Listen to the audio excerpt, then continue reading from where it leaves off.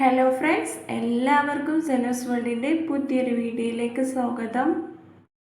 ഇന്ന് ഞാൻ വന്നിരിക്കുന്നത് ഒരു ഈസി ബ്രേക്ക്ഫാസ്റ്റിൻ്റെ റെസിപ്പി ആയിട്ടാണ്. നമുക്ക് വളരെ പെട്ടെന്ന് തന്നെ റെഡിയാക്കി എടുക്കാൻ പറ്റുന്ന നല്ല സോഫ്റ്റായിട്ട് പഞ്ഞി പോലെ ഇരിക്കുന്ന ഒരു അപ്പത്തിൻ്റെ റെസിപ്പി ആയിട്ടാണ്. അപ്പോൾ നമുക്കിതെങ്ങനെ റെഡിയാക്കി എടുക്കുന്നത് നോക്കാം.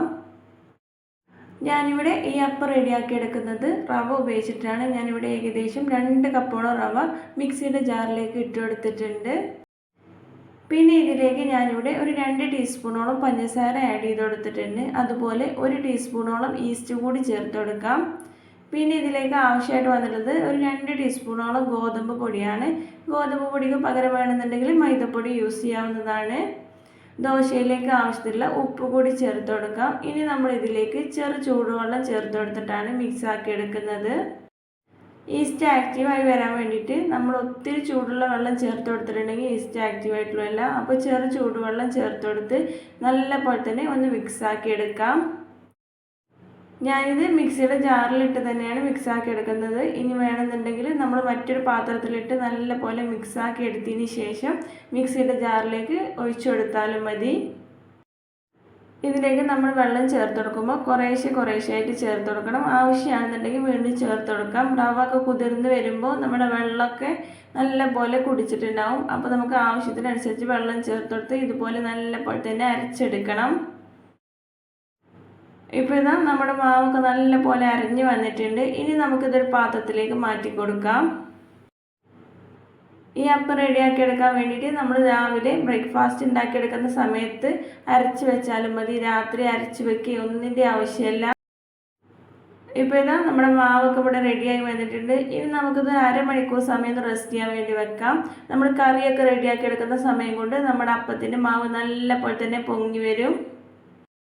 ഒരു അരമണിക്കൂറിന് ശേഷം ചട്ടിയൊക്കെ നല്ല പോലെ ചൂടായി വന്നതിന് ശേഷം നമുക്കൊരു കയ്യിൽ മാവ് അതിലേക്ക് ഒഴിച്ചു കൊടുക്കാം. ജസ്റ്റ് ഒന്ന് ഇതുപോലെ ഒന്ന് പരത്തി കൊടുത്തതിന് ശേഷം നമുക്കൊന്ന് വെയിറ്റ് ചെയ്യാം. അപ്പോഴേക്കും നല്ല പോലെ തന്നെ ഹോൾസൊക്കെ ഉണ്ടായി വരും. നമ്മൾ രാത്രി മാവ് അരച്ച് വെച്ചിട്ടില്ല എന്നുണ്ടെങ്കിലും നമുക്ക് രാവിലെ വളരെ പെട്ടെന്ന് തന്നെ റെഡിയാക്കി എടുക്കാൻ പറ്റുന്ന ഒരു സിമ്പിൾ റെസിപ്പിയാണിത്. എന്നാൽ ടേസ്റ്റിന് ഒട്ടും കുറവില്ല. അതുപോലെ തന്നെ നല്ല പെർഫെക്റ്റ് ആയിട്ട് തന്നെ കിട്ടും. ഇപ്പോൾ ഇതാ അപ്പത്തിൽ ഇങ്ങനെ കുഞ്ഞു കുഞ്ഞു ഹോൾസൊക്കെ വരാൻ തുടങ്ങുന്നുണ്ട്. ഈ അപ്പത്തിൽ കാണാൻ നല്ല ഭംഗിയാണ്. നിറയെ ഹോൾസൊക്കെ ആയിട്ട് നല്ല ഭംഗിയുള്ളൊരു അപ്പമാണ്. അതുപോലെ തന്നെ നല്ല സോഫ്റ്റുമാണ്. ഇങ്ങനെ മുഴുവനായിട്ട് ഹോൾസൊക്കെ വന്നതിന് ശേഷം ഒന്ന് അടച്ചു വെച്ച് ജസ്റ്റ് ഒന്ന് വേവിച്ചെടുക്കാം. നമുക്ക് രാവിലെ ബ്രേക്ക്ഫാസ്റ്റ് ആയിട്ടൊക്കെ വളരെ പെട്ടെന്ന് റെഡിയാക്കി എടുക്കാൻ പറ്റുന്ന ഒരു സിമ്പിൾ റെസിപ്പിയാണിത്. അതുപോലെ ഡിന്നറായിട്ട് വേണമെന്നുണ്ടെങ്കിൽ നമുക്ക് ഉണ്ടാക്കിയെടുക്കാം. ഇതിൻ്റെ കൂടെ ചിക്കൻ കറിയോ ഒക്കെ ഉണ്ടെന്നുണ്ടെങ്കിൽ നല്ലൊരു അടിപൊളി കോമ്പിനേഷനാണ്. ഇപ്പോൾ ഇതാ നമ്മുടെ ദോശയൊക്കെ ഇവിടെ ഏകദേശം റെഡിയായി വന്നിട്ടുണ്ട്. ഇനി നമുക്കിത് വേണമെന്നുണ്ടെങ്കിൽ ഒന്ന് തിരിച്ചിട്ട് കൊടുക്കാം. ഈ അപ്പത്തിൽ നമ്മൾ ഓയിലൊന്നും ചേർത്ത് കൊടുത്തിട്ടില്ല. എന്നാലും നല്ല പെർഫെക്റ്റ് ആയിട്ട് നല്ല ടേസ്റ്റി ആയിട്ടുള്ള അപ്പം തന്നെ ആയിരിക്കും. ഇനി വേണമെന്നുണ്ടെങ്കിൽ നമുക്ക് മുകളിൽ കുറച്ച് നെയ്യൊക്കെ ചേർത്ത് കൊടുത്തിട്ടുണ്ടെങ്കിൽ ഒന്നുകൂടി ടേസ്റ്റി ആവും. അപ്പോൾ ഇതുവരെ ഇങ്ങനെ ഒരു അപ്പം ഒന്ന് റെഡിയാക്കി നോക്കാത്തവരാണെന്നുണ്ടെങ്കിൽ എന്തായാലും ഒന്ന് ട്രൈ ചെയ്ത് നോക്കണം. നല്ല സോഫ്റ്റ് ആയിട്ട് നല്ല സ്പോഞ്ചി ആയിട്ടുള്ളൊരു ദോശയാണ്. നമുക്ക് ബ്രേക്ക്ഫാസ്റ്റ് ആയിട്ടും ഡിന്നറായിട്ടും അതുപോലെ ഗസ്റ്റുകളൊക്കെ വരുമ്പോൾ നമുക്ക് വളരെ വെറൈറ്റി ആയിട്ട് ചെയ്ത് കൊടുക്കാൻ പറ്റുന്ന ഒരു സിമ്പിൾ റെസിപ്പിയാണിത്. ഇതിലേക്ക് നമ്മൾ ചോറോ തേങ്ങയൊന്നും ചേർത്തിട്ടില്ല. റവ മാത്രമാണ് ചേർത്ത് കൊടുത്തിട്ടുള്ളത്. പിന്നെ ഒരു 2 ടീസ്പൂൺ ഗോതമ്പ് പൊടി കൂടി ചേർത്ത് കൊടുത്തിട്ടുണ്ട്. ഇനി ഇതിൻ്റെ കൂടെ വേണമെന്നുണ്ടെങ്കിൽ നമുക്ക് തേങ്ങ ഒക്കെ ആഡ് ചെയ്തെടുക്കാം.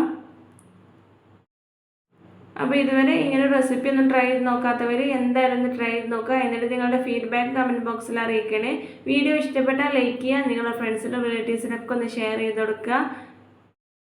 വീഡിയോ ഇതുവരെ സബ്സ്ക്രൈബ് ചെയ്യാതെ കാണുന്നവരാണെന്നുണ്ടെങ്കിൽ ഒന്ന് സബ്സ്ക്രൈബ് ചെയ്ത് സപ്പോർട്ട് ചെയ്യണേ. വീണ്ടും നല്ല റെസിപ്പി ആയിട്ട് വരുന്നതാണ്. Thanks for watching.